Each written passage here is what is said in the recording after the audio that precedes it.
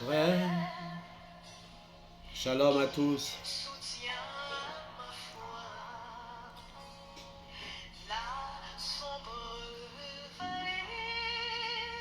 Oh. Les temps favorables, Seigneur. Merci pour cette journée, pour ta présence. Oh Seigneur, donne-nous encore la sagesse du langage. Jamais, Seigneur. Alléluia. Que Dieu te bénisse encore ce matin, bien-aimé. Me laisse seul. Non, non, jamais tout seul. Non, jamais tout seul. Alléluia. Si mon sauveur me garde, je ne suis jamais tout seul.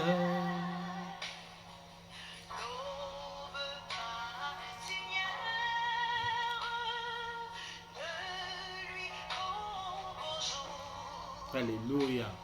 Notre sauveur. Alléluia.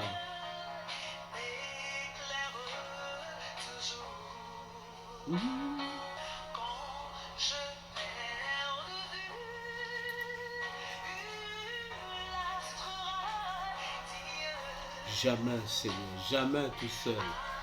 Toujours à nos côtés. Oh Seigneur, alléluia.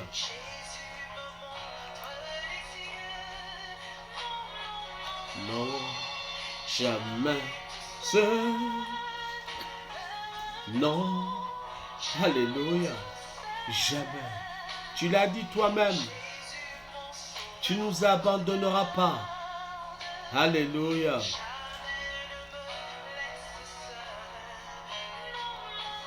Non, jamais tout seul. Non, jamais tout seul. Mon sauveur, les gars, il a toujours été fidèle. Alléluia.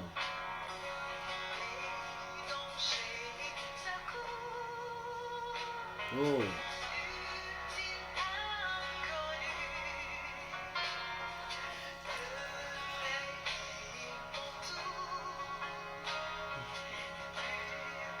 Jamais, jamais.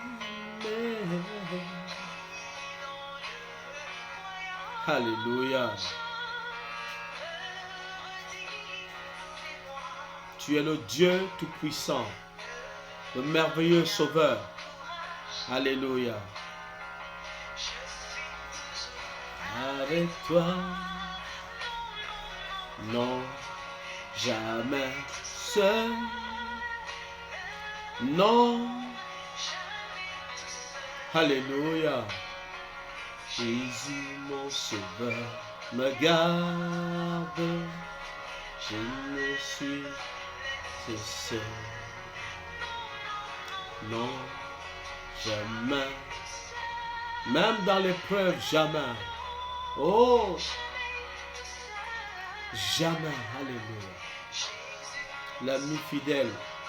Consolateur de nos âmes, tu es présent, toujours présent. Sauveur, regarde, je ne suis jamais poussé. Jésus, mon sauveur, regarde.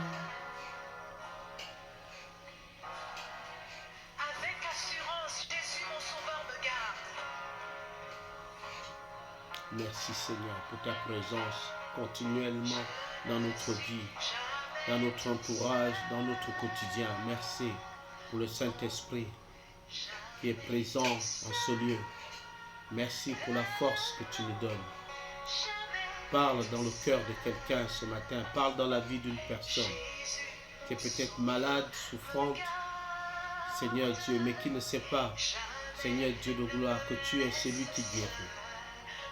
Oh Dieu Tout-Puissant, merci.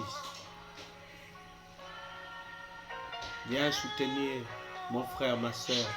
Viens soutenir le pays qui est dans l'épreuve éternelle. Je te bénis, le Dieu de Moïse. Oh, lève-toi, Seigneur Dieu. Jamais tu nous as abandonnés. Tu es le Dieu Tout-Puissant. Tu nous as jamais abandonnés. Tu as toujours été fidèle, malgré nos imperfections. Malgré, Seigneur Dieu, nos difficultés, tu as toujours été présent. Tendre Père. Alléluia. Béni sois-tu. Amen. Soyez bénis ce matin, bien-aimés. Je rends grâce à Dieu pour ce temps favorable que nous allons encore traverser ce matin. Amen. Je te dis un shalom là où tu es.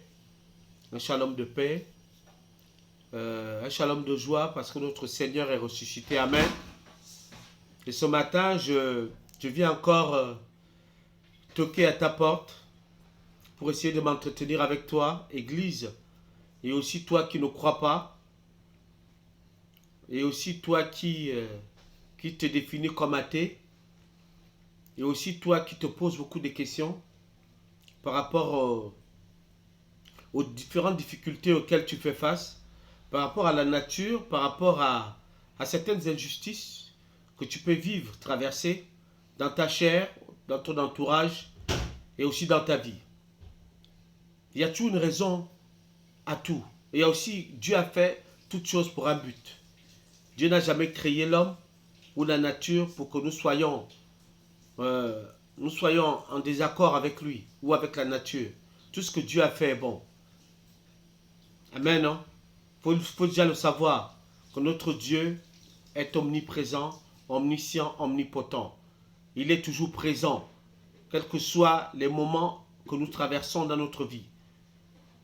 On peut l'appeler tendre Père, le Saint-Esprit, notre ami fidèle, le consolateur.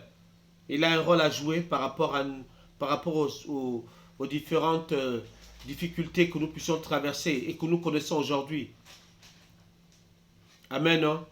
Mais ce matin, le temps favorable, nous évoluons et nous allons aborder un volet que le coronavirus, cette pandémie, a mis un petit peu en exergue, en lumière.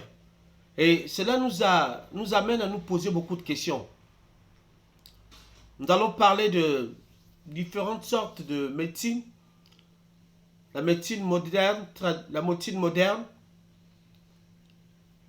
qui est régie par pas mal de choses, et la médecine traditionnelle, amen, hein, qui est aussi régie par pas mal de choses. Mais au milieu de tout ça, que dit la Bible? Il est d'abord bon de comprendre que Jésus-Christ a dit, ou Dieu a dit dans sa parole, c'est la même chose, que par ses meurtrissures, Jésus-Christ a dit que par ses meurtrissures, nous sommes guéris de toute maladie. En vérité, il s'agit vraiment de la maladie. Alors, la question qu'on se pose souvent, c'est quoi exactement la maladie? Quelles sont ses origines? La maladie peut avoir différentes formes d'origine. Elle peut être spirituelle, occulte, diabolique.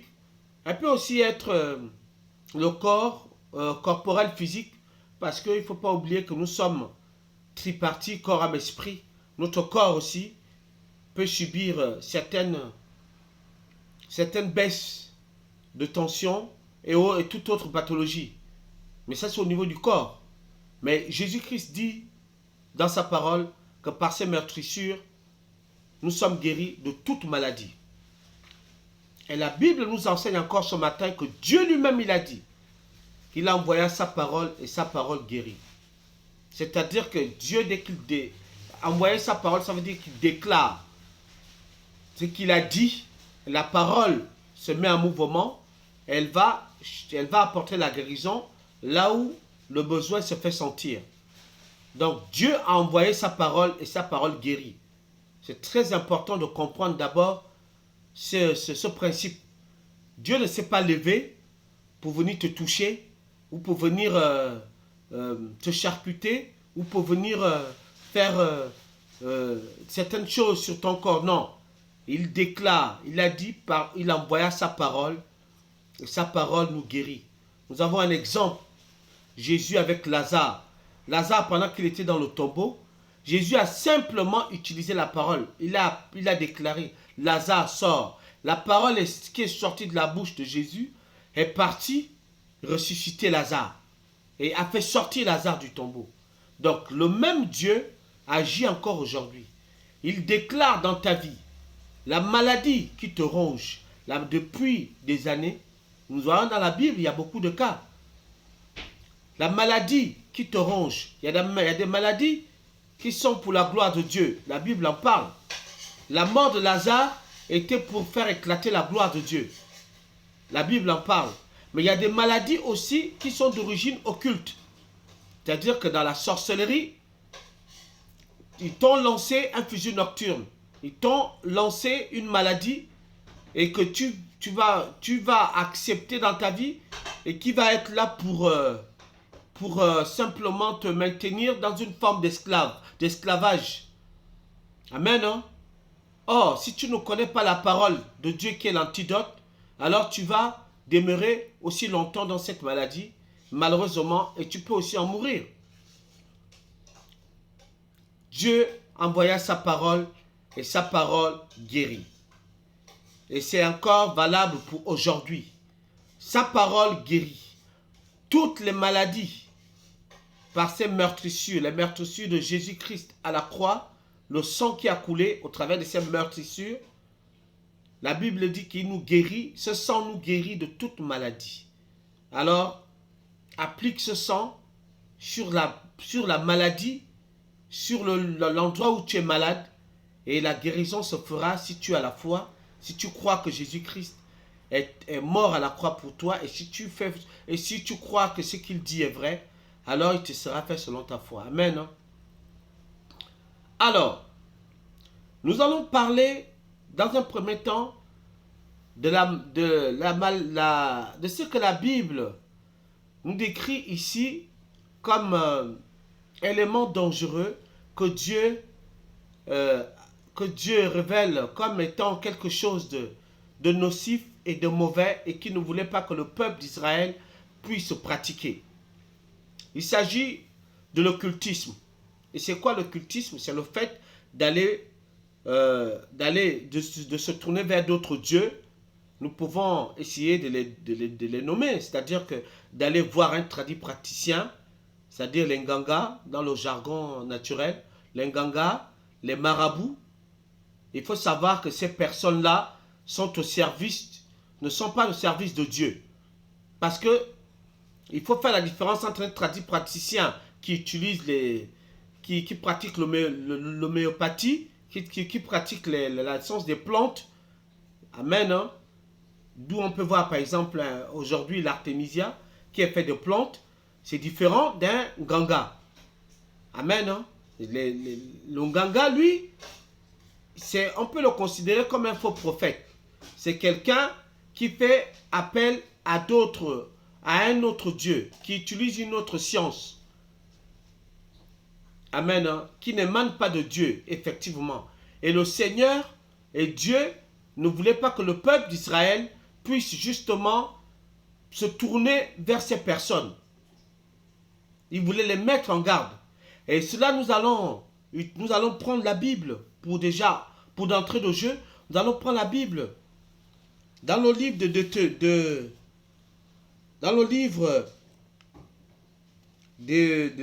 attendez, dans le livre, nous allons lire. Amen. Nous allons prendre la Bible dans le livre de Deutéronome 10. Alléluia. Deutéronome. Amen. Nous allons revenir dans le livre de Deutéronome pour bien comprendre ces choses. C'est très important. Voilà.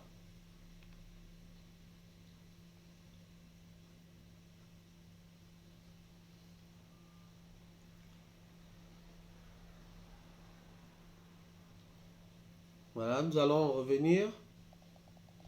Nous allons nous allons lire ensemble dans le livre de Deutéronome. Voilà. Selon notre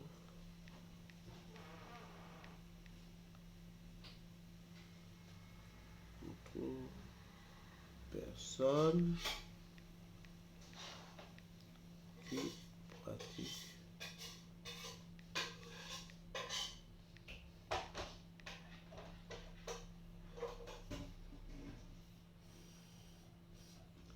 Alors, nous allons voir qu'est-ce que nous dit la Bible dans le livre de Deutéronome 18, de 10 à 14. D'abord, nous allons prendre le verset 10. C'est très important. Dans ce premier volet, nous allons parler de cette forme de cultisme que Dieu voulait interdire, que Dieu interdisait au peuple d'Israël de se tourner, c'est-à-dire les ngangas, les marabouts. Pourquoi est-ce que Dieu les interdisait? Parce que ces personnes-là faisaient adorer les morts. Ils invoquaient d'autres esprits. Soi-disant, ils se prenaient pour des guérisseurs. Amen. Hein? Donc, et dans ce genre de choses, il y a ce qu'on appelle un rituel, où on vous fait des rituels d'initiation, on vous fait manger le bois amer, précisément que l'on appelle les iboga. Il faut savoir que lorsque vous fait manger ce bois amer, mais en fait, on vous fait croire que vous allez voir Dieu, vous allez voir le royaume des cieux. Non, ce n'est pas vrai. En fait, ce n'est pas le royaume de Dieu que vous allez voir, mais ce sont les ténèbres. Amen. De la même manière, le serpent a séduit Ève pour lui dire que vous serez des dieux si vos yeux s'ouvrent. De la même manière, Dieu voulait attirer l'attention au peuple d'Israël dès sa sortie d'Égypte de ne pas pratiquer ces arts magiques. Amen. Hein? Nous prenons Deutéronome 18, verset 10. Alors, la Bible dit qu'on ne trouve chez toi personne qui fasse passer son fils ou sa fille par le feu. Personne qui exerce le métier de devin, d'astrologue, d'augure, de magicien. La Bible est claire là-dessus. Je reprends la lecture pour que nous puissions comprendre. Qu'on ne trouve chez toi personne qui fasse passer son fils ou sa fille par le feu. Personne qui exerce le métier de devin, d'astrologue, d'augure, de magicien. Alléluia. Il est clairement décrit ici que personne que l'on ne trouve chez toi, c'est un ordre. C'est vraiment un ordre direct que Dieu adresse au peuple d'Israël. Que l'on ne trouve chez toi personne qui fasse passer son fils et sa fille par le feu. Ce sont des pratiques qui se font lors des moments d'initiation. Ici, il est question du witi, du djembé, vous pouvez l'appeler comme vous voulez, mais ici, Dieu met un accent là-dessus, que l'on ne trouve personne. Pourquoi? Parce que se tourner vers ce genre de personnes, les magiciens, les astrologues, si tu as l'habitude de lire l'astrologie, il faut dès à présent arrêter. Parce que c'est une science qui n'est que nocive pour ta foi. Derrière tout ça, c'est le diable qui inspire ces personnes. Donc je rappelle que les faux prophètes sont, les ngangas, les marabouts sont des faux prophètes au service du diable. Amen. Hein? Jamais ils vont te guérir. Non, parce qu'ils ne sont pas de Dieu. Comment vont-ils te guérir? La Bible dit que Dieu envoya sa parole et sa parole guérit. Et nous pouvons voir que Jésus-Christ lui-même, lorsqu'il exerçait le ministère de guérison, il n'avait pas besoin de ces choses-là, de magiciens ou de faire des séances d'astrologie. Non. Il prenait la boue, il mélangeait avec sa salive, il mettait aux yeux de l'aveugle retrouvait la vue. Élisée avait dit à Naaman d'aller se laver 7 fois dans la rivière pour que la lèpre puisse partir. La parole de Dieu, c'est elle qui te guérit, si tu as la foi. Autrement dit, il faut avoir la foi pour croire que ce que Dieu dit, ce que Dieu te dit ce matin, va te guérir. Ce n'est pas l'iboga qui va te guérir. Ce n'est pas les temps d'initiation. Tu peux aller t'initier. Au contraire, ce qui est très dangereux, parce qu'en allant le faire, tu tu rentres dans le royaume satanique et tu deviens vulnérable. Parce que ces gens-là, pour te tuer, c'est plus facile.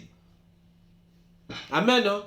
Donc si tu es passé par là, viens vite à Jésus pour fermer toutes les issues, toutes les portes, pour que le Saint-Esprit puisse te sceller à jamais par le sceau pour lequel nous y sommes. Alléluia. Par son sceau. Alléluia. C'est très important.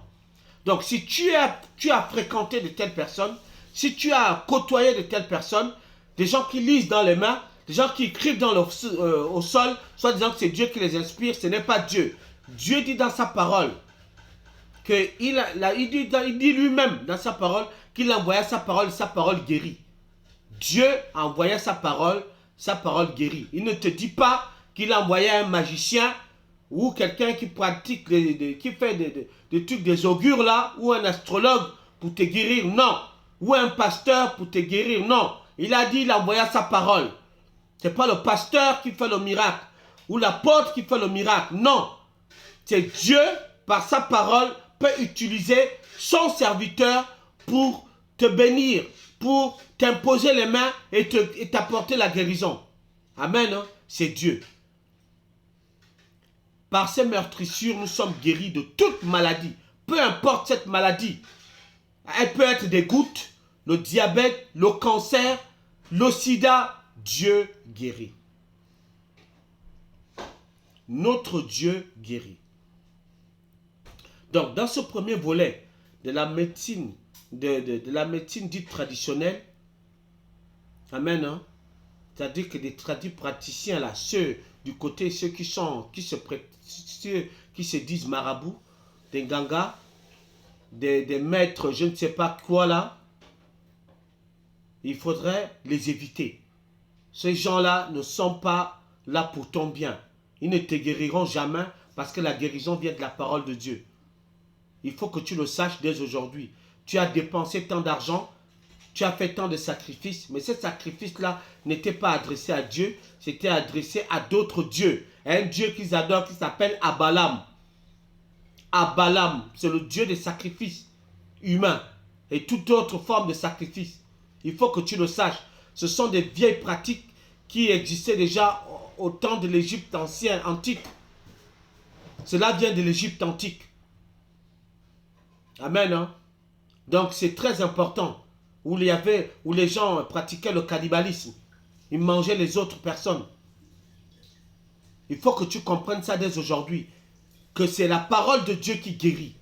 Donc tourne-toi vers Dieu et présente-lui ta situation.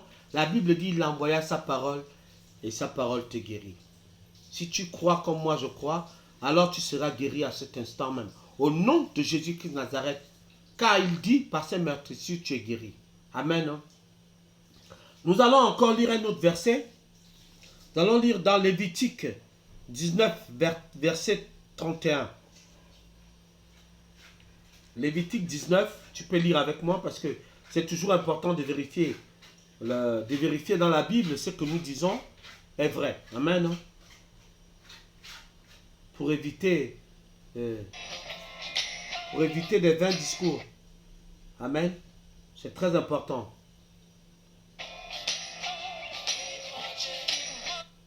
Voilà.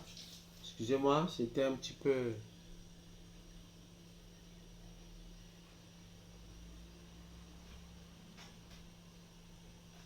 Voilà, nous allons prendre le livre de Lévitique. Le Lévitique 19. Amen. Hein? Lévitique 19. Voilà, verset 31.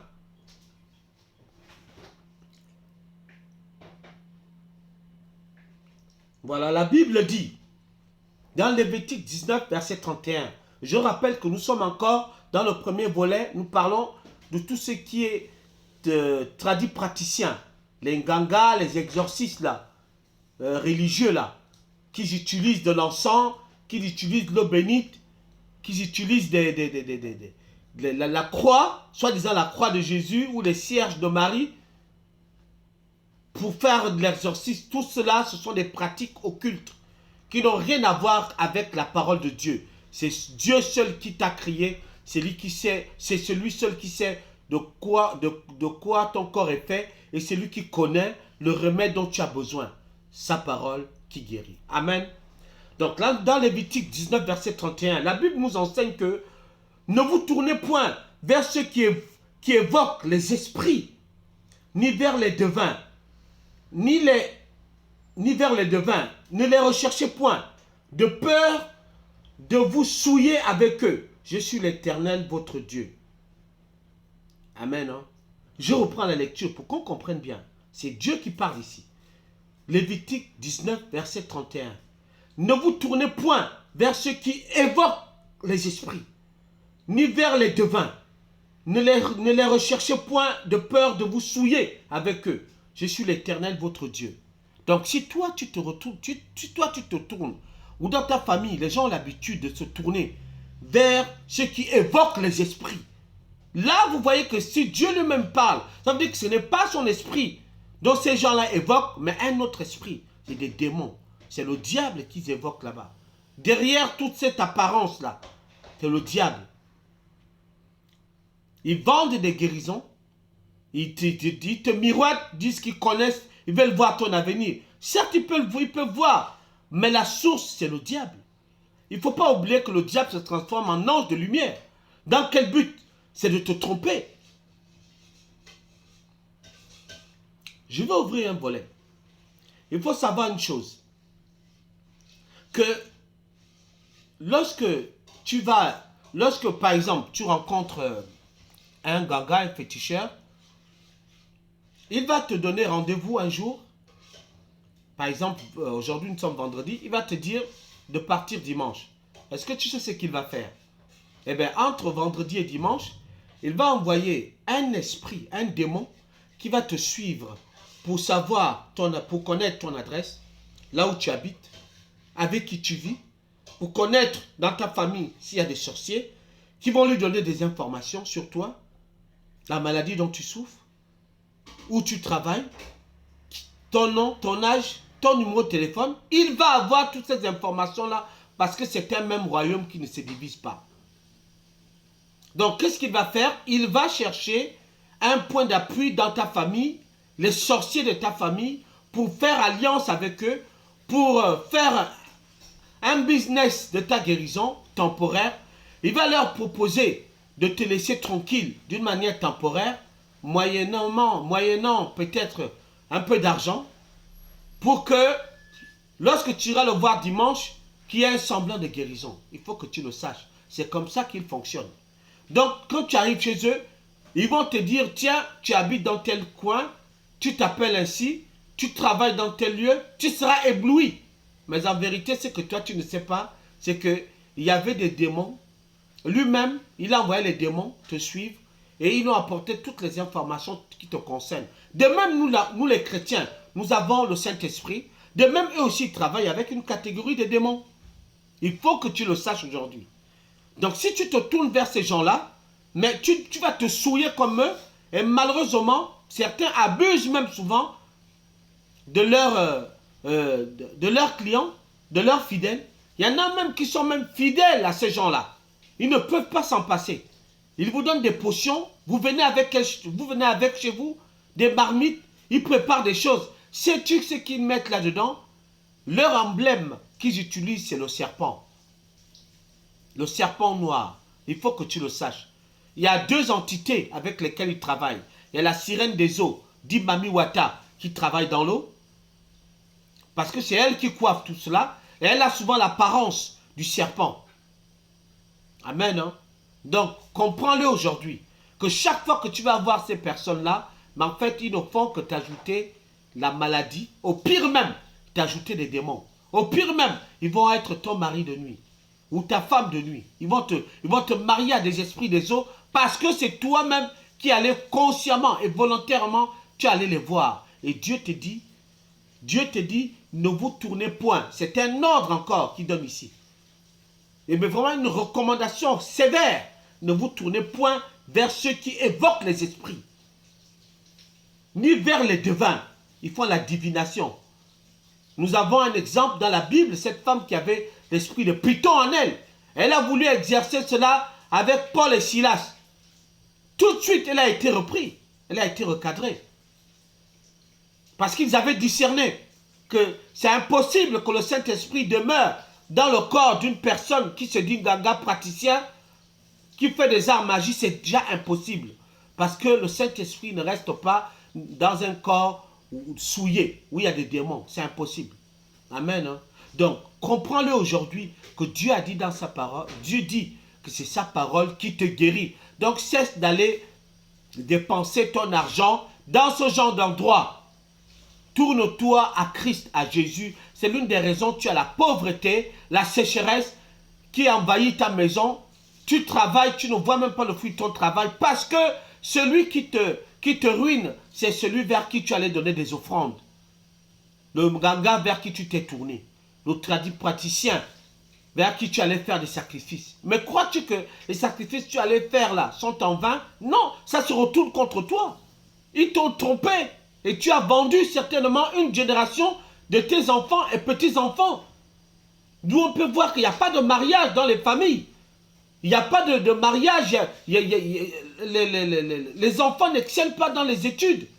Parce que, indirectement, ton sacrifice a engendré cette chose. Et Dieu te dit, si tu as fait cela, tu as encore la possibilité de te repentir. Confesse tes péchés. Si tu confesses tes péchés et les délaisses, il est fidèle et juste de te pardonner. Il là, c'est Dieu. Amen. Dieu ne te condamne pas, mais il peut encore te pardonner à une seule condition, que tu lui confesses ce que tu as fait. Voilà le premier volet dans lequel je voulais aborder. Donc, comprenons bien aujourd'hui que les Nganga, les praticiens, tout cela, Dieu ne veut pas que tu te tournes vers ces choses-là. Parce que ces gens-là, et juste encore te dire, il y a des soi-disant serviteurs de Dieu qui font appel à ces gens-là parce qu'ils n'ont pas le Saint-Esprit. Je t'inviterai à les regarder sur YouTube. Il y a un traduit praticien du nom de Béanzin. Il y a un moment, je ne sais pas en quelle année, il est d'origine béninoise ou ivoirienne. Il avait fait une vidéo où il dénonce des hommes de Dieu, notamment une certaine chanteuse Marie Adé, qui était allée le voir parce qu'elle voulait avoir le don du chant. Ils lui ont fait des bains. Vous savez ce qu'on appelle les bains? Ça veut dire qu'ils lui ont fait un lavement, le corps tout entier, avec des feuilles, tout cela. Et aujourd'hui, elle chante. Son père, qui était un homme de Dieu là-bas, je crois en Côte d'Ivoire, ils avaient planté des choses dans leur église, des bébés, des morts-nés dans leur église pour attirer des fidèles. Bien-aimé, fais attention où tu mets les pieds. Tu prends tes pieds, qui doivent aller annoncer la bonne nouvelle, mais tu prends tes pieds pour aller vers d'autres dieux. Peut-être que tu ne le savais pas, mais aujourd'hui, si tu as fait ces choses-là, ou si tu as l'intention de les faire, abandonne, tourne-toi vers Christ. C'est lui seul qui guérit. Amen. Maintenant, nous allons aborder le deuxième volet, la médecine moderne. La médecine moderne, les hôpitaux, tout ce que vous voyez aujourd'hui. Ceux qui ont les blouses blanches. Le coronavirus nous a amenés à nous poser des questions. Nous avons essayé de réfléchir. Mais qu'est-ce qui se passe? Longtemps, nous avons considéré que cette médecine était extraordinaire. Elle est toujours extraordinaire parce qu'elle guérit le corps.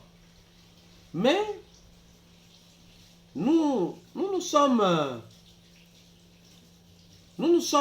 posé beaucoup de questions et nous avons fait quelques recherches. D'abord, ici, nous n'allons pas parler de la personne du médecin. Nous allons d'abord parler de la personne du médecin en tant qu'individu. Et après, nous allons voir sur quoi est basée la médecine aujourd'hui, depuis la nuit des temps. Le médecin, que tu peux l'appeler docteur, thérapeute, psychologue, généraliste, sais-tu ce qu'ils font? Ce sont des gens dévoués au service, à servir les autres. Il n'y a rien de plus normal. Mais ce qui intrigue, ce sont leurs méthodes. Peut-être que tu ne savais pas aujourd'hui. Un médecin, lorsque tu prends rendez-vous avec un médecin, sais-tu ce qu'il fait? Lorsqu'il te donne rendez-vous, admettons lundi, il note ton nom, ton âge dans l'agenda. Alors, lundi matin, si tu as, admettons, rendez-vous à 11 h, lundi matin, il prend son agenda et il va consulter ce qu'on appelle l'astrologie pour essayer de lire au travers de ton âge, la date, le mois, il sait à peu près de quel signe astrologie tu es. Donc, pour s'acquérir un peu de ton humeur du jour, il va ouvrir le journal où il va aller se connecter sur l'application d'astrologie et il va regarder ce que l'astrologue lui dit à ton sujet, ton humeur du jour. Et à partir de là, il saura comment adapter son comportement vis-à-vis de toi. Et le pire, c'est que on les enseigne par rapport aux patients et par rapport à leurs humeurs à prescrire les médicaments. Si, admettons, l'astrologie dit non, tu es peut-être d'humeur un peu morose ou changeante, il y a beaucoup de choses qui se passent dans ta vie aujourd'hui, il va pleuvoir dans ta vie, et il va essayer d'adapter le traitement en fonction de ce que l'astrologie lui dit. Par exemple, prends le Doliprane le matin, prends-le l'après-midi et le soir. Amen. Hein? Vous voyez comment ça se passe? Donc, il va adapter en fonction de ce que l'astrologie lui dit. Il va adapter un traitement qui t'est approprié. Puisqu'il ne consulte pas Dieu. Donc, forcément, ils vont faire usage d'autres choses. Et derrière l'astrologie, nous avons lu, il y a un autre esprit. Nous allons continuer à évoluer. Et de la même manière qu'il te fait aussi l'ordonnance. Et qu'est-ce qui se passe? Pourquoi il fait cela? Parce qu'il a été, c'est l'enseignement qu'il reçoit. Il faut savoir que l'une des vieilles écoles de la médecine se trouve à Montpellier. Mais qu'est-ce qui a mis en place cette médecine? Qu'est-ce qui a introduit cette façon de faire la médecine? Mais cette personne, il faut savoir que la médecine à l'époque, pour être médecin, il faut d'abord étudier l'astrologie. Vous avez entendu parler des gens comme Nostradamus, toutes ces personnes-là. Hein? Ils étudiaient l'astrologie pour essayer de comprendre. Parce qu'ils pensent que l'être humain fonctionne, fonctionne selon les étoiles, selon les astres. Vous voyez? C'est vraiment terrible ce que nous avons découvert. Mais qui est à l'origine de toutes ces choses? Cette personne a un nom. Cette personne a un nom. Il s'appelle Hippocrate. Hippocrate. Vous entendez souvent le serment d'Hippocrate. Mais il s'appelle Hippocrate. Qui était Hippocrate? Hippocrate, c'était un médecin grec. Il a vécu en l'an 377 après Jésus-Christ. Un brillant médecin qui faisait aussi la théologie. Mais c'est lui qui a mis en place cette médecine soi-disant moderne en utilisant le serpent d'airain, le serpent de Moïse. Amen. Hein, comme emblème. Vous voyez? Mais dans quel but? Ce n'était pas dans le but parce que c'est Dieu qui l'a inspiré, non. Nous allons comprendre pourquoi et sur quoi est basée cette médecine. Alors je suis allé encore un peu plus loin sur on appelle cela un serment. C'est-à-dire que le serment, c'est cette confession de foi que vous voyez, il y a souvent les catholiques appliquent, par lequel, c'est comme un règlement intérieur par lequel tu vas t'appuyer pour exercer. Donc tu ne peux pas devenir médecin, avocat, juge sans prêter serment.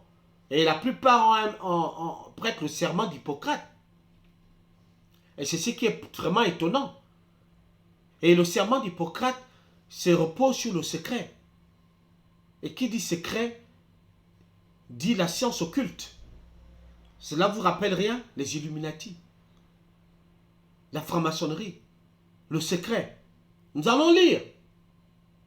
Parce que la curiosité nous a amenés à vouloir découvrir, mais c'est quoi réellement ce serment d'Hippocrate qui rend si valeureux nos frères et sœurs, dévoués à servir les autres. Mais écoutons bien attentivement, vous allez être vraiment désemparés par cette lecture. Alors, nous allons lire le serment d'Hippocrate, par lequel les médecins jurent avant d'entrer en fonction. Je jure par Apollon, médecin, par Axépios, par Igi et Panaclès. Amen. Attention, les 3 noms-là, les 4 noms, ce sont les noms de Dieu. Ce sont les noms de Dieu, des dieux grecs. Amen. Apollon. Nous allons, par la fin, je vais vous expliquer qui était Apollon et qu'est-ce qu'il incarne encore aujourd'hui. Poursuivons la lecture. Par tous les dieux, Dieu, au pluriel, attention, hein, ce n'est pas le Dieu d'Israël, ce n'est pas le grand Dieu, non. Par tous les dieux et toutes les déesses, amen, les prenant à témoin que je remplirai, suivant mes forces et ma capacité, le serment et l'engagement suivant. Amen. Je vais vraiment pas aller vite pour qu'on puisse comprendre, qu'on puisse lire tranquillement. Amen. Je reprends. Il dit, par tous les dieux et toutes les déesses, les prenant à témoin que je remplirai suivant mes forces et ma capacité, le serment et l'engagement suivant. Je mettrai mon maître de médecine au même rang que les auteurs de mes jours. Attention, ça commence à être intéressant. Il dit, je mettrai mon maître de médecine au même rang que les auteurs de mes jours. Je partagerai avec lui mon savoir. Et le cas échéant, je pourvoirai. Amen. Et le cas échéant, je pourvoirai à ses besoins. Je tiendrai ses enfants pour des frères. Et s'ils désirent apprendre la médecine, je la leur enseignerai, sans salaire ni engagement. Je ferai part de mes préceptes des leçons orales et du reste de l'enseignement à mes fils, à ceux de mon maître et aux disciples liés par engagement. Et un serment suivant, un serment, amen, hein, voilà, engagement, et un serment suivant la loi médicale, pardon, mais à mal, et un serment suivant la loi médicale, mais à nul autre, je dirigerai le régime. Amen. Hein? Voilà. Je reprends la partie parce que c'est très important. Il dit, je ferai part de mes préceptes, des leçons orales et du reste de l'enseignement à mes fils, à ceux de mon maître et aux disciples liés par engagement, et un serment suivant la loi médicale, mais à nul autre, je dirigerai le régime des malades à leur avantage, suivant mes forces et mon jugement, suivant mes forces et mon jugement. Et je m'abstiendrai de tout mal et de toute injustice. Je ne remettrai à personne du poison si on m'en demande. Ah bon? C'est très intéressant. Il dit bien, je m'abstiendrai de tout mal et de toute injustice. Je ne remettrai à personne du poison et voilà, je remettrai à personne du poison si on m'en demande. Je ne prendrai, voilà, si on m'en demande, ni ne prendrai l'initiative d'une pareille suggestion. Semblablement, je ne remettrai à aucune femme un passeret. Allons voir ce que ça veut dire. Abortif, un passeret abortif, voilà. Je passerai ma vie et j'exercerai mon art dans l'innocence et la pureté, dans l'innocence et la pureté. Et je ne pratiquerai pas l'opération de la taille. Je la laisserai aux gens qui s'en occupent. Dans quelque maison que j'entre, j'y entrerai pour l'unité des malades. Me préserverai de tout métal, voilà, je me préserverai de tous mes faits volontaires et corrupteurs, et surtout de la séduction des femmes et des garçons libres ou esclaves. Quoi que je vois ou entende dans la société pendant ou même hors de l'exercice de ma profession, je tairai ce qui n'a jamais besoin d'être divulgué, regardant la discrétion comme un devoir en pareil cas. Si je remplis ce serment sans l'enfreindre, qu'il me soit donné de jouir heureusement de la vie et de ma profession. Honorer à jamais des hommes, voilà, de ma profession, honorer à jamais des hommes, si je le viole et que je me parjure, puisse-je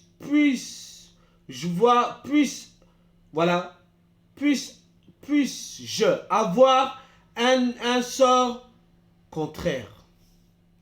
Alléluia. Excusez-moi de la lecture, mais j'étais obligé d'aller pas à pas parce que je suis estomaqué. Je suis choqué. Après avoir lu cela hier, et là même encore, je suis choqué. Voici le serment que les médecins prêtent. Les médecins, je ne parle pas de l'homme, mais je parle de la médecine. Parce qu'il faut bien faire la différence. La Bible, nous n'avons pas à lutter contre la chair et le sang, mais contre les esprits méchants, les forteresses. Voilà ce qu'Hippocrate a mis en jeu. Et voici ce que les médecins prêtent comme serment. Quand vous les voyez, ils sont déjà presque esclaves. Ils donnent, c'est comme s'ils signaient un pacte avec le diable. Quand ils appellent maître ici, ce n'est pas Dieu. Leur maître, certes, c'est Hippocrate, mais Hippocrate, derrière ici, représente Satan lui-même. C'est grave. C'est très grave. Nous devons beaucoup prier pour ces médecins. D'une manière volontaire, ils prêtent un serment qui les lie. Qui les lie, bien-aimés. C'est grave. Prions beaucoup pour ces médecins, pour que le Saint-Esprit puisse en délivrer beaucoup et qu'ils acceptent Jésus-Christ dans leur vie. Comment des hommes, des femmes, des jeunes gens vont volontairement aller signer un pacte avec le diable en lui disant qu'ils vont le servir. De la même manière, les avocats prêtent ce même serment. Aussi, nous voyons l'administration, que ce soit les policiers, prêtent aussi un autre serment qui est similaire. Et non de servir la nation, non de servir le Dieu de la nation, mais ils prêtent serment à servir le diable, les intérêts du diable. Bien-aimés, voici la réalité. Et beaucoup de nos assemblées, il y a des hommes de Dieu qui ont copié ce système de confession de foi. Mais c'est caché. Je vous invite souvent, lorsque vous rencontrez un homme de Dieu, surtout vous qui êtes dans des assemblées, lorsque votre pasteur invite un homme de Dieu, avant qu'il n'arrive, allez-y faire des recherches sur lui. Allez-y dans son forum. Allez-y regarder la confession de foi qu'il cache.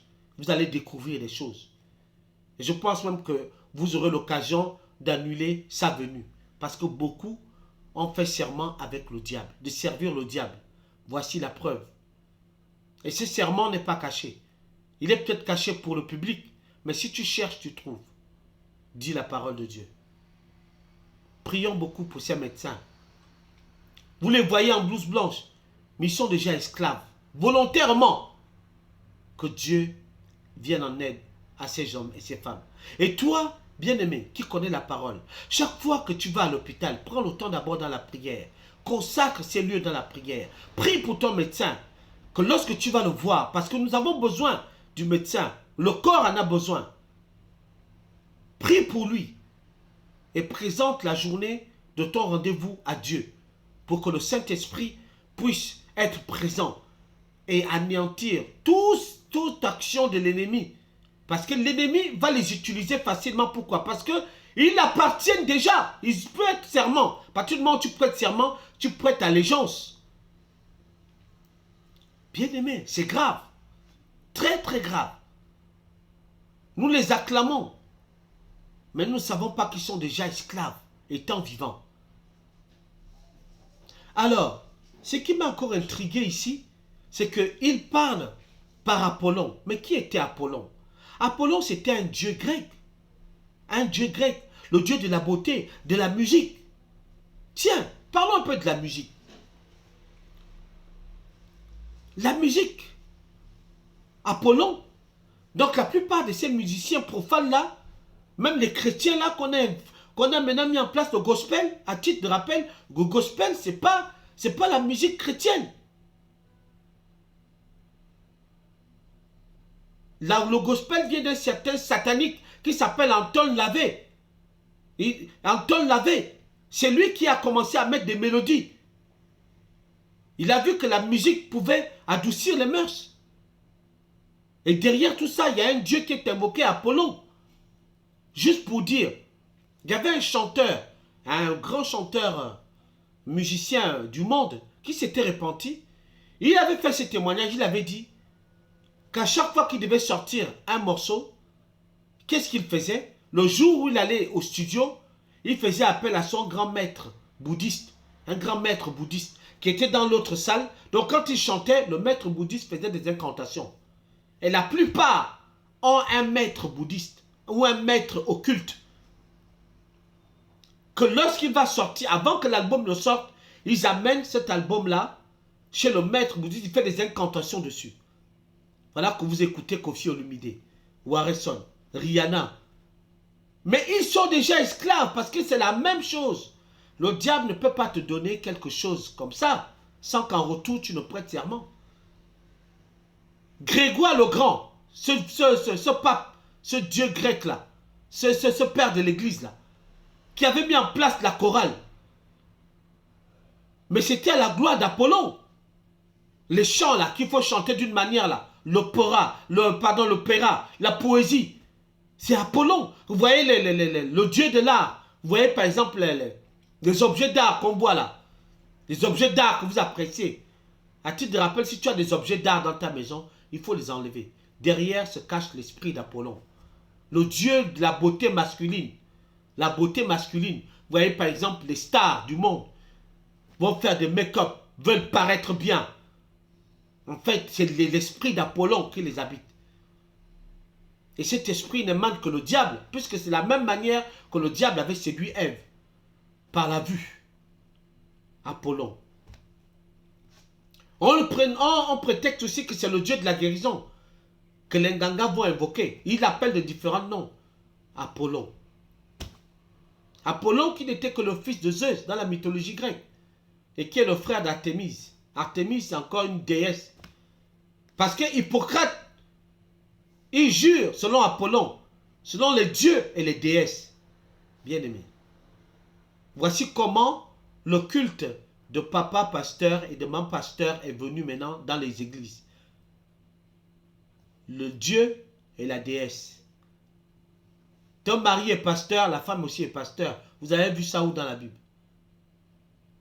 Ton mari est évangéliste, la femme est évangéliste. Ton mari est simple chrétien, la femme est pasteur. Vous avez vu ça où?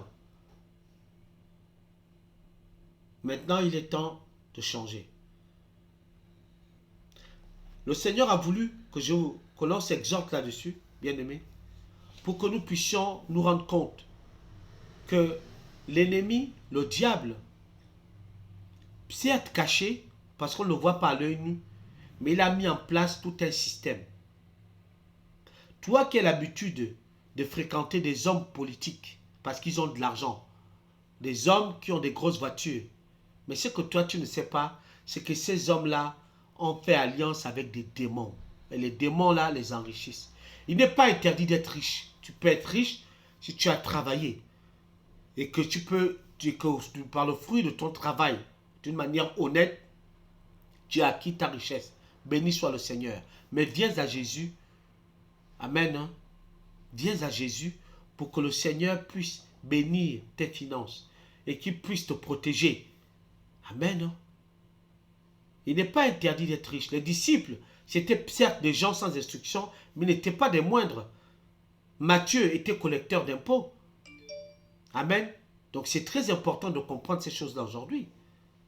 Toi qui cherches toujours le bling-bling, la personne qui brille, qui est bien habillée, qui ressemble à Cristiano Ronaldo, qui ressemble à une star d'Hollywood, derrière cette personne-là se cache l'esprit d'Apollon, la beauté masculine. Bien aimé. Tu ne le savais peut-être pas aujourd'hui. Et là encore, il y a un autre dieu qui s'inspire d'Apollon, c'est Eros. Vous voyez souvent des hommes qui aiment bien montrer leur torse. La belle musculature là, leur torse, c'est le dieu Eros. Et quand tu vas avec ces personnes-là, mais qu'est-ce que tu crois en gagner au retour? Tu te souilles. Dieu t'a créé formidablement. Il t'a donné des atouts que tu as parce qu'il t'aime ainsi. Il t'a créé de cette manière-là parce qu'il t'aime. Contente-toi de la personne que tu es et accepte-toi tel que tu es. Les médecins nous envoient un signal d'alarme. Les médecins nous demandent de prier pour eux. À cause du serment d'Hippocrate qu'ils ont juré de suivre et de servir. Regardez bien quand vous allez chez les médecins, vous allez toujours voir des statuettes de Bouddha. Vous allez voir ils pratiquent toujours. Ils pratiquent. Même s'il y a des chrétiens au milieu d'eux, mais ils sont quand même tenus par le serment d'Hippocrate. Alors prions pour eux. Pour que ces serments d'Hippocrate ne pèsent pas sur eux. Pour que Dieu les délivre. Ils sont obligés de tout faire pour satisfaire leurs frères et les maîtres. Vous voyez un peu? C'est grave. C'est très grave aujourd'hui. Le coronavirus nous a ouvert les yeux pour comprendre comment aujourd'hui ces personnes-là peuvent être facilement manipulées par le diable à tuer son semblable. Nous comprenons mieux aujourd'hui en lisant ce serment. Ils ont fait serment de servir leur maître, le diable. Hippocrate qui n'était que l'image d'un satanique, un démon. Homme. Voilà. Si tu veux faire la médecine demain, je te conseillerais de bien réfléchir maintenant. Réfléchis bien. Si tu es avocat, c'est pareil. Tu es tenu en laisse. De ton vivant, le diable te tient. Tu as prêté serment, viens vite à Jésus pour qu'il brise. Il brise les effets de ces serments dans ta vie. Christ peut le faire. Amen. Il peut briser cela. Bien que tu exerces ton métier de médecin, qui est un métier formidable, mais Christ peut briser ce serment-là pour qu'il ne pèse pas sur toi. Car il a dit dans sa parole, il l'a porté, il a effacé les actes et les ordonnances qui nous condamnaient. Ça, ce sont des ordonnances. Un serment est comme une ordonnance par laquelle tu prêtes serment. Tu jures de suivre, d'obéir. Il dit bien à la fin que si il arrive comment il a dit, s'il arrive à ne pas servir convenablement et à suivre les instructions, eh bien, chez les francs-maçons, on dit que la tête soit coupée, que sa vie soit ôtée. C'est ce qu'il veut dire. Mon Dieu Tout-Puissant. Alors, bien-aimés, Voici le monde auquel nous vivons. Comprends dès aujourd'hui que Christ a dit par ses meurtrissures, nous sommes guéris de toute maladie. Dieu a dit, il envoya sa parole et sa parole guérit. Dieu te dit encore, ne te tourne pas vers des hommes qui évoquent, vers des personnes qui évoquent des esprits, ni les devins. Que l'on ne trouve même pas chez toi des hommes et des femmes qui fassent passer leurs fils en dessous de leurs jambes ou par le feu, soit disant que tu vas devenir quelqu'un d'important demain. Non, au contraire. Pourquoi se faire initier dans le satanisme? Viens à Jésus, c'est Jésus seul. Parce que c'est lui qui a la vie éternelle en lui. Il n'y a aucun autre salut que par Jésus. Tu ne peux pas prétendre aller vers Dieu si tu ne passes pas par Jésus. Alors, bien-aimé, je vais encore vraiment nous exhorter à réfléchir. C'est vraiment important. Amen. Expérimente les paroles. Il ne t'a jamais abandonné. Je te laisse vraiment. Ce n'est pas de ta faute. Si tu es un mari, une femme qui est médecin, prends le temps dans la prière pour cette personne. Oh.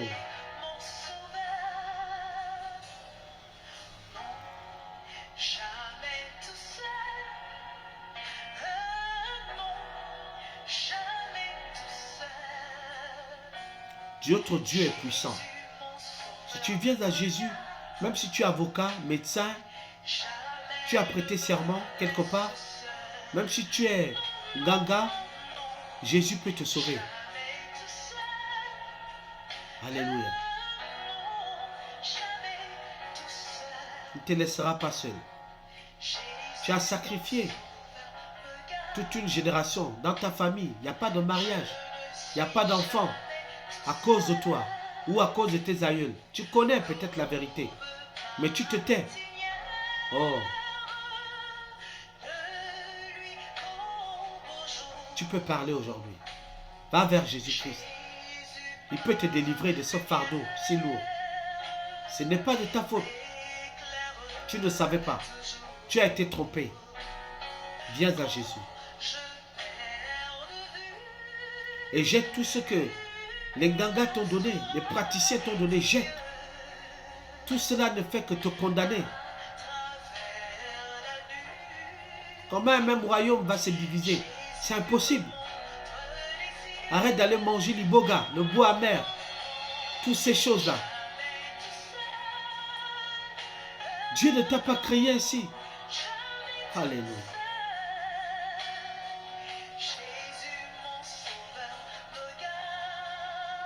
Que le Père ait pitié. Oh Seigneur.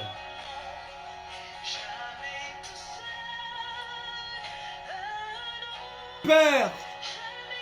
Oh Rabasonto Roche.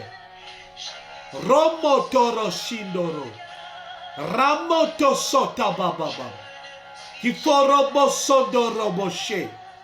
Alléluia. Rometara Bababa. Rikorobo Santara Yeshanama. Ramatara Shandara Bakoreye. Riborobo. Tu briseras les chaînes, Seigneur. Tu briseras les chaînes de la maladie, de l'envoûtement. Seigneur mon Dieu.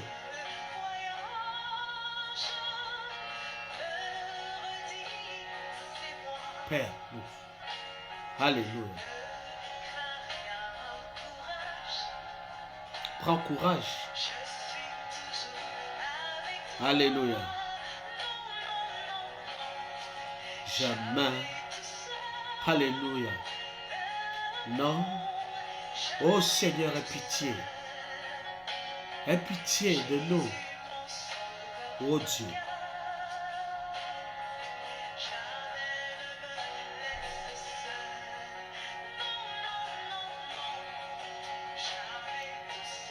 Réfléchis encore pendant ce temps. Peu importe ta maladie. Peu importe ta maladie, je te le dis. Au nom de Jésus-Christ de Nazareth. Quand tu suivras cette vidéo-là. Au nom de Jésus-Christ de Nazareth, tu seras guéri. Parce que notre Dieu a dit, il a envoyé sa parole. Et sa parole guérit. Tu seras guéri. Prie seulement. Alléluia.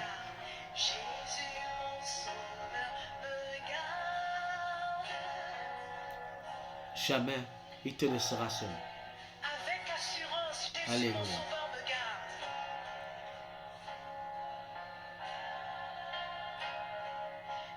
Jésus pleure chaque fois qu'il te voit. Son cœur saigne. Chaque fois que tu roules par terre, chaque fois que tu es dans l'angoisse, l'agonie, parce que ceux qui te font du mal sont là, ils se réjouissent, ils se rient de toi. Prends-en le coup pour la décision aujourd'hui de venir toucher le port de sa robe. Viens à Jésus. Viens, il va te sauver. Il va te guérir. Il est Dieu. Il est le Dieu tout-puissant. Amen. Je te le dis. Regarde. Alléluia.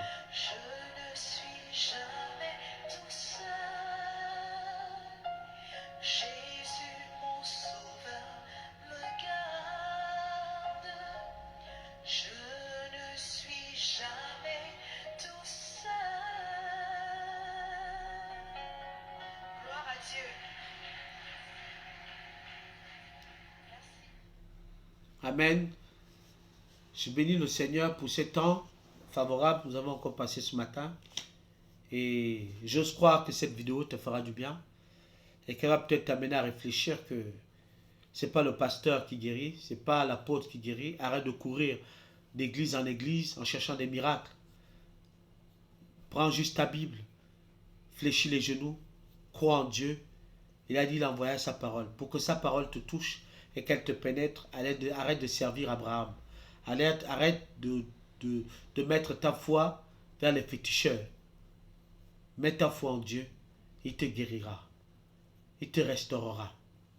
Alléluia. Il est notre Dieu. C'est lui seul qui nous garde et qui nous préserve, qui nous protège.